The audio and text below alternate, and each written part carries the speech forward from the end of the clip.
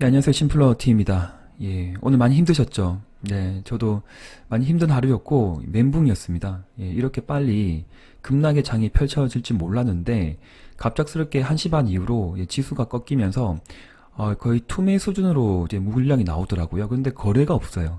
거래가 막 터지면서 나오는 물량들이 아니라, 예, 그 제가 또, 뭐, 이유는 있겠죠. 당연히. 어떤 결과에 대해서 이유는 있습니다. 그런데 그 이유가 좀 어이가 없어요. 제가 생각을 해봤는데 그 책상에 앉아서 한 30분 동안 생각을 하고 지금 방송을 찍는 부분인데 좀 어이가 없다. 예, 뭐 그렇게 말씀을 드리고 저는 이런 장이 뭐 7월 말쯤에 나올 줄 알았거든요. 7월 중순쯤에. 그래서 제가 방송 중에 계속 이야기 말씀드렸고 그리고 제가 이렇게 글을 급하게 저도 개인적인 일이 있으니까 직장인이니까 제가 적정하게 시점에 글을 못 올려드렸고요. 예, 갑자기 이제 투매 같은 게 나오니까 어떻게 할 수가 없어서 일단 3시쯤에 제가 이런 글을 올렸습니다. 올리고 포트폴리오 중에 좀 우량주 같은 경우에는 좀 비중 축소가 맞다라고 저는 항상 생각을 했던 부분이었고 저는 일주일 전부터 이렇게 좀 주의할 필요가 있다라고 경계의 어떤 그 경각심을 좀 말씀을 드렸었던 부분이었고요. 그리고 지금 신용 잔고가 계속 올라가요. 예. 그러니까 신용 미수거래를 하시면 안 되는데, 많은 분들이 아마 하시는 것 같아요. 근데, 뭐, 제 구독자, 그 심플러 구독을 하신 분들은 필히 신용을 거래하시면 안 됩니다. 절대 하시면 안 되고, 이렇게 여유롭게 할 수 있는 현금으로만 투자를 꼭 하셔야 되고요. 그리고 마지막에, 셀제가 셀트리온 제약인데, 이 부분 제가 나중에 또 말씀을 드릴게요.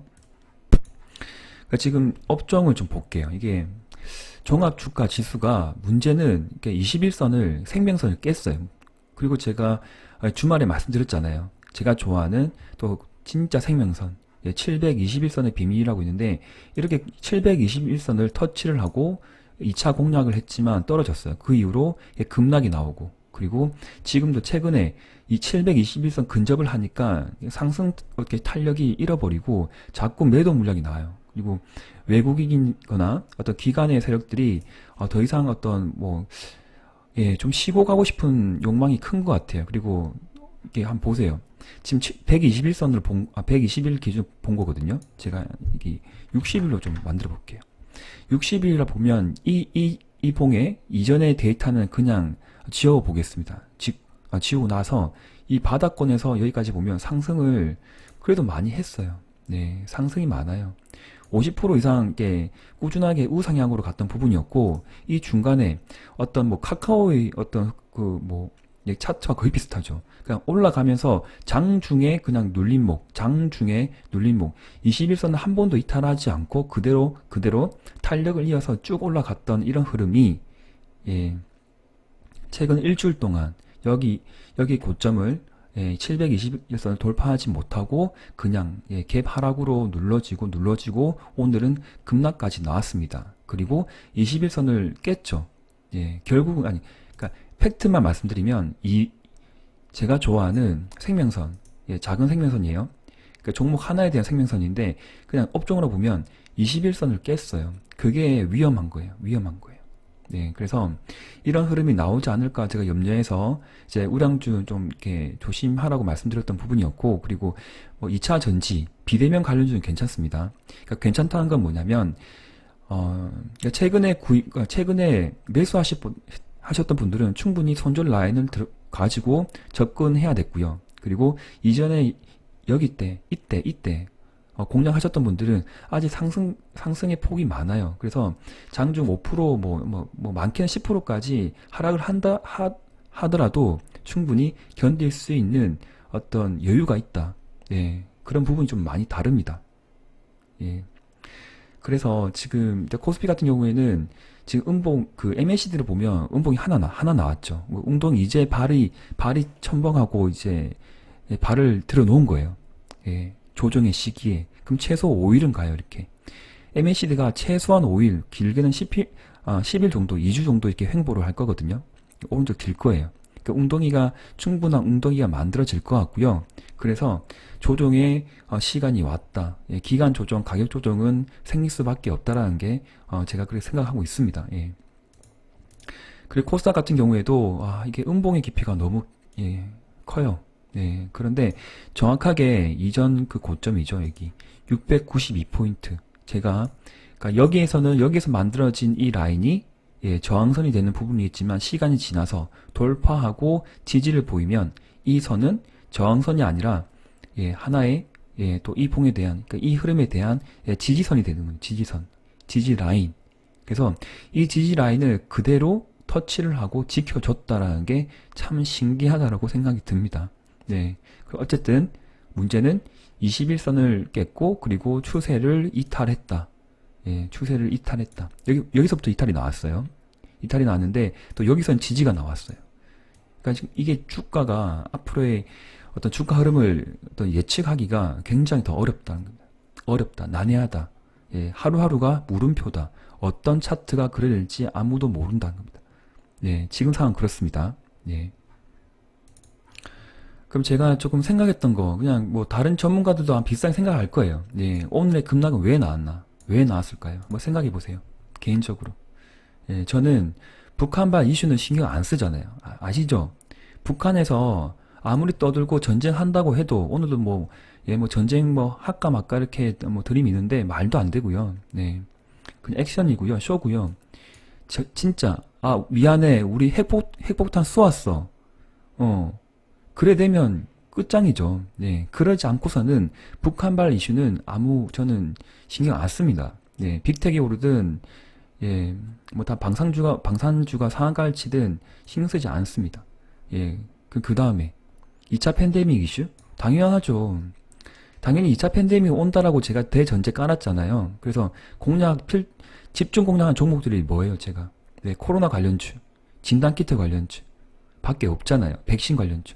이 세 가지밖에 없어요. 그리고 팬데믹이 생기면 당연히 사회적 거리두기가 더 연장될 거고 사회는 더 위축될 거고 온라인 쇼핑, 광고, 비대면 그리고 2차 전지 같은 경우에는 테슬라가 이끌어주니까 따라갈 거고 그런 부분이라고 하면 전반기 때 제가 최근 두 달 동안 계속 외쳤던 비대면 관련주, 2차 전지 그리고 마지막에 코로나 관련주, 백신 개발 이슈, 그리고 치료제 개발, 그리고 진단키트.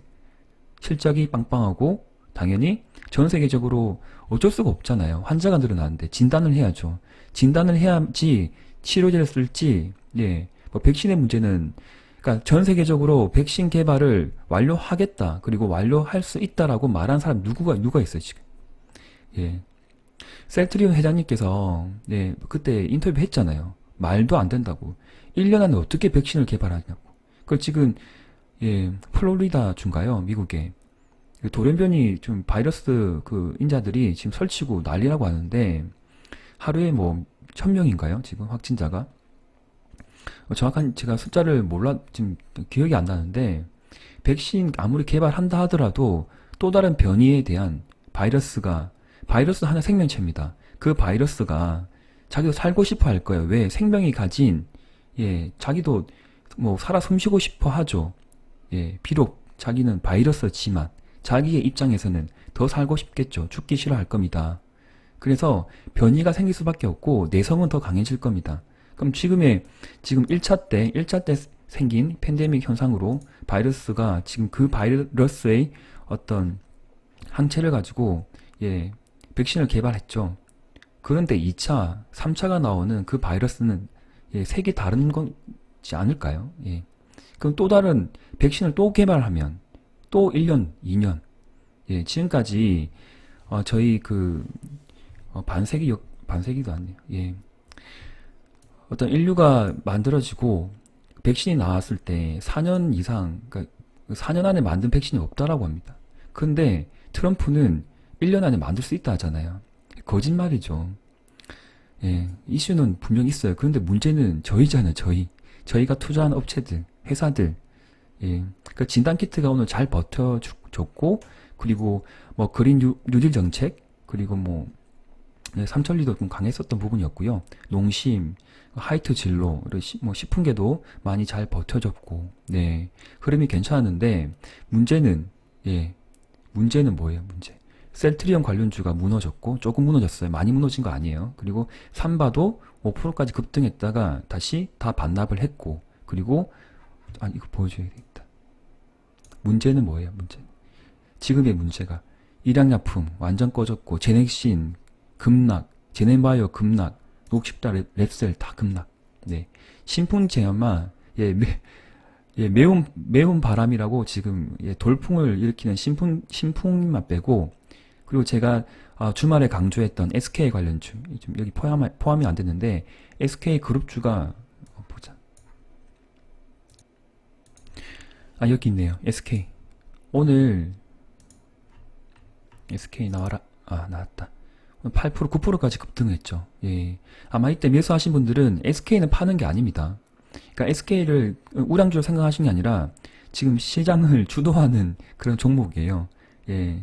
SK 바이오팜 때문에 SK든 SK 케미칼이든 장중 지금 오늘 13%, SK는 18 여기네. 죄송합니다. 급등을 많이 했잖아요. 네. 그러니까 이런 종목들을 한번 체크해 보세요. 그러니까 내가 관심 종목에 있는 종목들을 다 클릭해 보시고, 오늘 양봉이 나왔거나 플러스권에 있는 종목들이 7월 달 안으로 다시 튼튼하게 건전하게 아주 건강하게 주가가 만들어질 겁니다. 시장을 어떤 리딩하거나 주도하진 않을 것 같은데요. 많이 꺼지진 않고 그냥 단단하게 우상향으로 계속 가지 않을까, 그렇게 보고 있는데, 제가 생각하는 문제는 이런 지금 공략했던 이런 종목들이 급락을 좀 했다는 거죠. 맞죠? 메디포스트도 완전 쓰러졌네. 와, 진짜 엉망이네, 엉망. 폭망입니다, 폭망. 그러나 제가 생각하는 건 뭐냐면, 지금 시제는 좀 잘 버텼는데, 이겁니다, 이거. 많이 올랐으니까요. 많이 올랐으니까. 그냥 제가 생각하는 거 심플해요. 그냥 셀트리온 제약이라 할게요. 셀트리온 제약. 그러면 보면 많이 올랐잖아요, 솔직히. 그러니까 오늘 제가 장 끝나고 이렇게 배치할까? 장 끝나고 이제 지인분들하고 이야기 좀 했어요. 커피를 마시며 이야기했는데, 형님 이렇게 왜 이래 지금 주식이 엉망이에요, 지옥 같다라고 이야기하길래, 북한발 이슈? 그거 아니야. 그리고 팬데믹 올 건데, 근데 왜 이런 종목이 꺼지지? 왜 꺼지지? 많이 올랐으니까 그렇죠. 바닥권에서 지금 옆으로 올랐어요. 바닥권에서 지금 보면 지금 200%, 여기서 보면 얼마예요? 지금 70%. 문제는 여기 있다는 거예요. 내가 최근에 제 채널에 방문하셔가지고 이제 여러 방송을 보시고 이때 매수하셨던 분들도 많을 거고, 그러나 대부분이 제가 말씀드린 때 시점은 여기였어요. 여기 횡보할 때, 터치할 때, 그리고 근접할 때 매수. 그리고 여기도 매수가 가능한데, 분할 매수, 저가 매수를 며칠에 나누어서 하는 거라고요. 한 번에 하는 게 아니고, 그렇죠. 그리고 이 종목을 예를 들어서 말씀드린 부분이겠지만, 다른 종목들도 그냥 많이 올랐어요. 작게는 50%, 크게는 100에서 300% 갔던 그런 종목들이기 때문에, 오늘의 급락은 그냥 차익 실현의 욕구가 컸다. 기관이든 외국인이든 그리고 개인의 집단이든, 그렇습니다. 그렇게 쉽게 생각하시면 됩니다. 그리고 마지막에 1시 반 이후로 이렇게 투매가 막 나왔잖아요. 그러니까 거래가 안 터져요. 거래가 없는데 막 던진다는 거는 남이 파니까, 내동매매도 그러니까 이렇게 흔들려서 그냥 같이 파는 거예요. 같이 던지는 거예요.